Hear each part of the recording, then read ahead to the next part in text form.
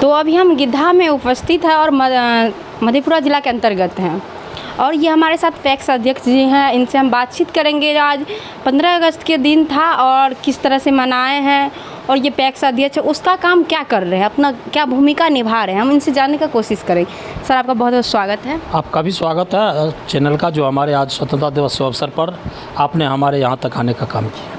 Sir किस type से आप स्वतंत्रता दिवस मनाए, इसके बारे में हमको कुछ बताइए। सबसे पहले स्वतंत्रता दिवस तो राष्ट्रीय पर्व है और हर घर झंडा तिरंगा है, हर घर को मनाने का आदेश है। लेकिन हमने ये 2019 में पैक्स अध्यक्ष बने, उससे पहले हम सरपंच थे। तो सरपंच थे तो पर भी हम झंडा तोलन का कार्य करते थे, राष्ट्रीय पर्व मनाते थे।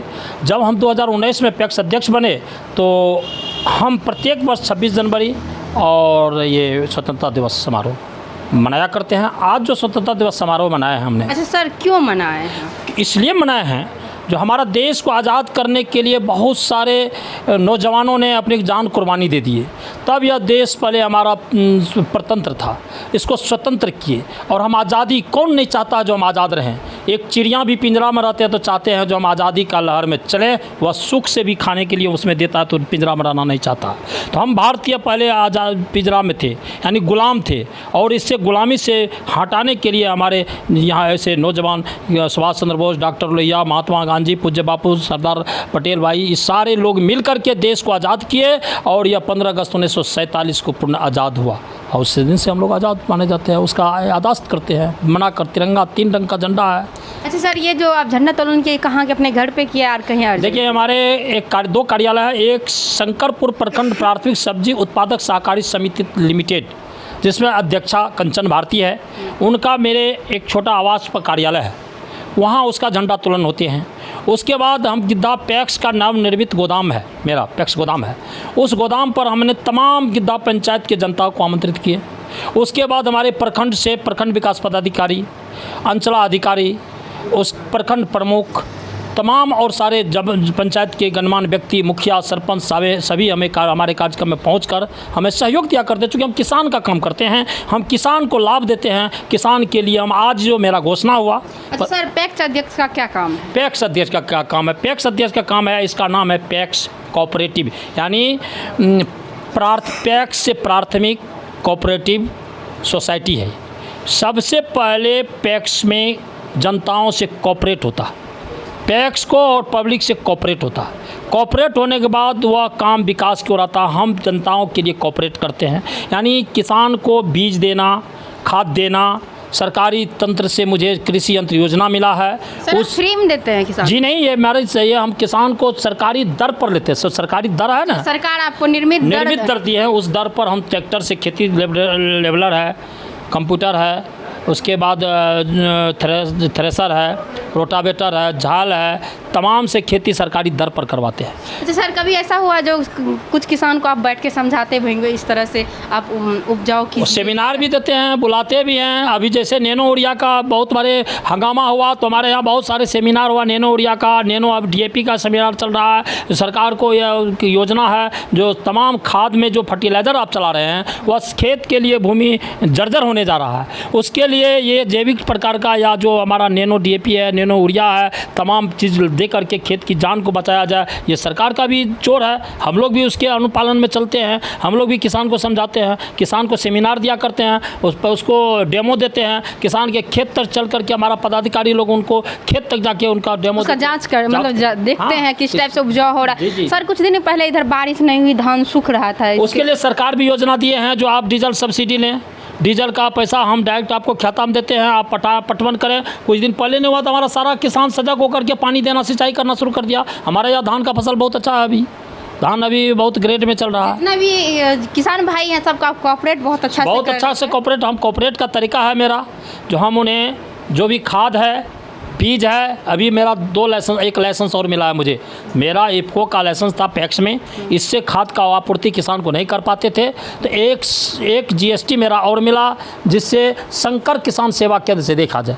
ये शंकर किसान सेवा केंद्र जो है, इस केंद्र से इस बार से मेरा किसानों के पास तमाम प्रोडक्ट मिलेगा, जितने खाद है सर आप क्या ये जो शंकरपुर प्रखंड है इसी वासी को दे सकते हैं या अदर कहीं भी सबको? मैं सबसे पहले तो शंकरपुर प्रखंड के गिद्धा पैक्स के वासी का पैक्स है और उनका अधिकार है इस पैक्स पर, गिद्धा पैक्स का, पैक्स के किसानों का, और वह खास करके मेंबर होता है, उसका काम है सारा लाभ उनको लेना।